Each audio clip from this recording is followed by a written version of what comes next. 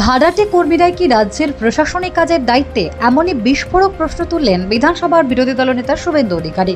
তার আরও অভিযোগ, রাজ্যের প্রশাসন পরিচালনার দায়িত্ব আইপ্যাকের হাতে তুলে দিয়েছেন মুখ্যমন্ত্রী মমতা বন্দ্যোপাধ্যায়। পশ্চিমবঙ্গ সরকারের প্রশাসনিক কাজ এখন একঝাঁক কর্পোরেট ভাড়াটের দ্বারা পরিচালিত হচ্ছে, যারা কোনো প্রশাসনিক পদেই নেই। ঠিক যেমন মমতা বন্দ্যোপাধ্যায় বাংলাদেশি মুসলিম অনুপ্রবেশকারীদের পশ্চিমবঙ্গে ঠাঁই দিয়েছেন, তিনি এখন একটি ভাড়া করা রাজনৈতিক পরামর্শ প্রদানকারী কর্পোরেট সংস্থাকে রাজ্য প্রশাসনের ভেতরে ঢুকিয়ে দিয়েছেন।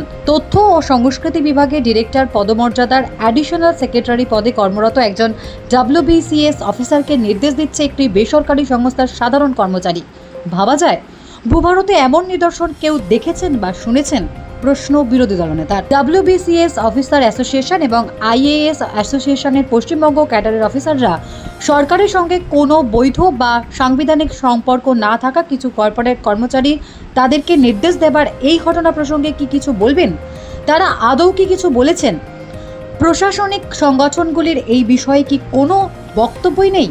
একটি বেসরকারি রাজনৈতিক পরামর্শদাতা সংস্থা, যে কিনা শাসক দল তৃণমূল কংগ্রেসের রাজনৈতিক প্রচার ও সাংগঠনিক রূপরেখা তৈরির কাজে জড়িত, তাকে রাজ্য সরকার দিনের পর দিন প্রশাসনিক কাজ পরিচালনার খুল্লামখুল্লু ছাড়পত্র দিয়ে রেখেছে। এটা কি আইনত বৈধ? বেসরকারি সংস্থার এই পরিষেবার জন্য কত টাকা দিচ্ছে রাজ্য সরকার? সংস্থাটিকে টাকাটা কি রাজ্যের কোষাগার থেকে দেওয়া হচ্ছে? রাজ্যে এই অবৈধ প্রশাসনিক হস্তক্ষেপের সাথে একটি সুপরিকল্পিত আর্থিক কেলেঙ্কারিও যুক্ত। রাজ্যের পুরো প্রশাসনিক ব্যবস্থাটাই পচন ধরে গেছে।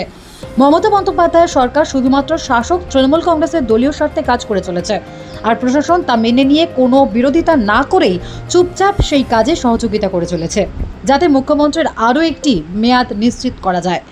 এদিকে রাজ্যের সাধারণ জনগণ ভাবছে রাজ্য সরকার তাদের সেবায় নিয়োজিত, কিন্তু বাস্তবে মমতা বন্দ্যোপাধ্যায় ও তার সরকার জনগণের বিশ্বাস নিয়ে খেলছেন। তাদের কিছু প্রকল্পের নামে উপঢৌকন দিয়ে জনগণের মন জেতার অপচেষ্টা চালাচ্ছে। আমি এই অনৈতিক প্রশাসনিক ব্যবস্থার বিরুদ্ধে প্রয়োজনীয় আইনত পদক্ষেপ গ্রহণ করার প্রস্তুতি নিচ্ছি, কারণ প্রশাসনের ভেতর এই অনৈতিক আঁতাতকে অবিলম্বে ভেঙে না ফেলতে পারলে পরিস্থিতি দিনের পর দিন আরও জটিল ও খারাপ হবে। অভিমত শুভেন্দু অধিকারীর। Bureau report, D Bangla news. সব খবর সবার আগে পেতে আমাদের চ্যানেলটি সাবস্ক্রাইব করুন এবং পাশে থাকা বেল আইকনটিতে ক্লিক করুন, লাইক ও শেয়ার করুন।